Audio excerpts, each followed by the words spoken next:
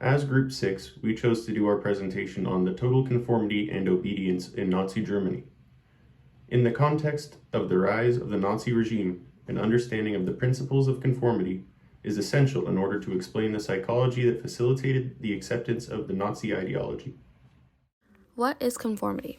There are 3 types of conformity. 1. Acceptance, 2. Compliance, and 3. Obedience. Conformity is defined as a change in behavior or belief as a result of real or imagined group pressure. Group pressure may be real or imagined, so there should be a correlation of change which is a result of a group pressure. Conformity can be good, bad, neither or all those things at once on different levels. Acceptance is conformity that involves both acting and believing in accord with social pressure. Compliance is conformity that involves publicly acting in accord with an implied or explicit request while privately disagreeing, whereas obedience acting in accord with a direct order or command. To better understand conformity, you must understand conformity is doing something because other people are doing it. In the turbulent aftermath of World War I, Germany faced economic instability, political unrest, and social upheaval, creating an environment conducive to the rise of extremist ideologies. In order to obey authority, the obeying person has to accept that the order is legitimate. Nazi Germany's use of propaganda both before and during World War II is a remarkable example of bigotry and hatred. So why did it work?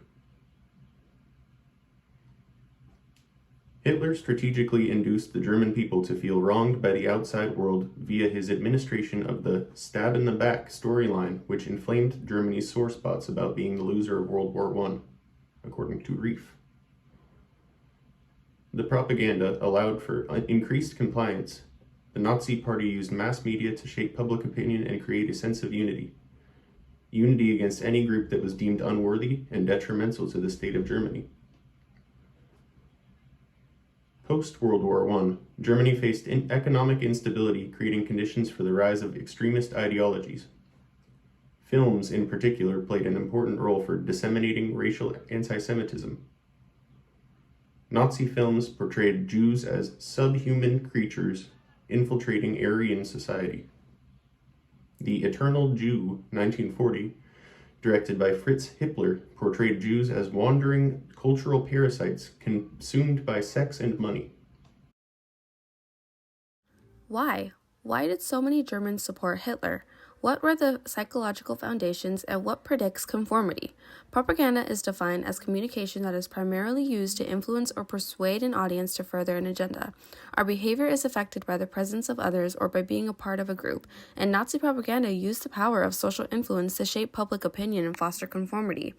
Through mass rallies, posters, and radio broadcasts, the Nazi regime created an atmosphere promoting conformity, a united front against the Jewish people. Fear also played a significant role in enforcing conformity, as the Nazi regime employed intimidation tactics to suppress dissent. According to Milgram, the presence of an authority figure increases the levels of obedience. The presence can be signified by real or imaginary power, such as a uniform or other cases. Group size predicts conformity. People are more likely to conform in situations that involved between 3 and 5 other people. Hitler's youth was used as a tool to promote their ideology in German citizens as young as possible. Germans were surrounded by mass amounts of individuals that were also deeply indoctrinated. Individuals that would later join the war when they came of age.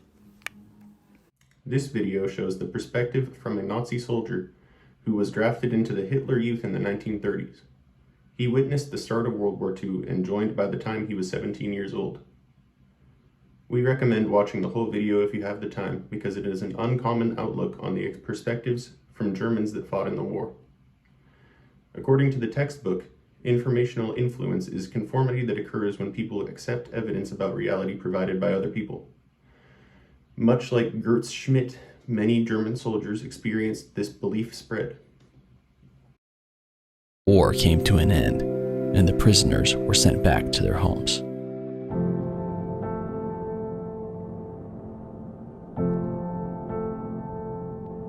The Germany Gert returned to was very different than he remembered. Hitler was gone, the Nazi Party dissolved, and Gert himself had acquired a fresh perspective. I didn't realize how bad it was, but then after the war, everything came democratic, and peaceful. And I said, wait a minute, that's a hell of a lot different than what we went through all that. I didn't know about the full extent of the concentration camp because that was kept so well secret, that we heard about it, but they said that's where murderers go in and wife beaters, and they supposed to be rehabilitated. But they didn't do that. And I didn't know the full extent till I came to the United States. Following the war, Gert immigrated to the U.S., served with the Army, and went on to a career in aerospace engineering, working alongside Wernher von Braun. Gert served his country honorably in the Second World War, but like all of those who survived, regardless of what side, he hopes to one day live in a world free of violent conflict. War is the stupidest thing that man invented. If you can't talk it out, if you cannot communicate, you start fighting. You have to do away with your problem. You have to annihilate your problem. But that is not a solution. That just create more problems. Don't fight, talk it out. There got to be a solution. There is always a solution. Solomon Asch's classic conformity experiment in the 1950s showcased the power of social influence. Participants were asked to match the length of lines, and the study demonstrated how individuals often conformed to incorrect group consensus to avoid standing out. 76% conformed at least once, while over 50% conformed at least 3 times. This experiment helped us understand the pressure individuals feel to conform, even when faced with opposing evidence. Asch's experiment revealed that individuals often conform to avoid social isolation or conflict. In Nazi Germany, the fear of ostracization, persecution, or even severe consequences played a significant role in encouraging conformity. The psychological processes behind groupthink showcased in the Asch's experiment reflect the dehumanization and persuasiveness of groupthink in Nazi Germany. Milgram's study investigated obedience to authority figures in the 1960s. In Milgram's study, the authority figure was also dressed in uniform to show his power over the learner.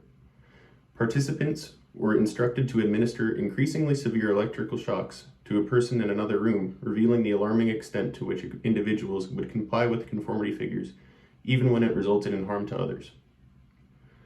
In the context of the rise of the Nazi regime, the Milgram experiment provides a framework for understanding how individuals, under the influence of authority figures, may engage in actions contrary to their own ethical standards.